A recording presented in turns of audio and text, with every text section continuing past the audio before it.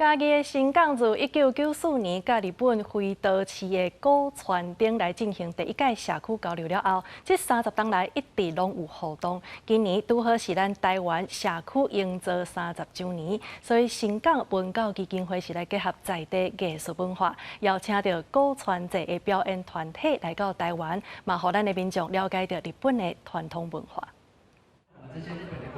面线伫破几个碟仔内底对水流落来，第一届体验来自日本的流水素面，民众拢感觉真新鲜。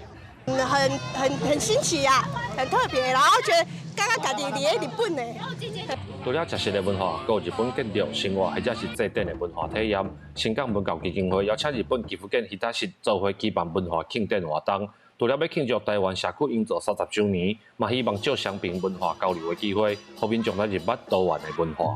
日本的朋友来台湾做交流，咱嘛来甲交谈，不管是对大人还是对囡仔来讲，吼，拢是一个真好的欣赏别人的文化的一个体验，安尼。大家互相学习，互相成长。希望讲家故乡的物件文化。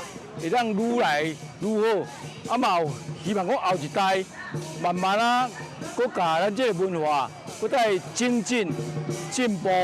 这届合作当中，除了文化交流以外，新港乡公所嘛甲日本岐阜县喜达市展开贸易交流。乡公所表示，为1994年到今，新港乡甲喜达市的古船町已经互相交流30档，希望透过更较密切的合作，学习日本文化传承的经验，嘛，互新港在地文化会当走向国际。记者林慧婷，嘉义报道。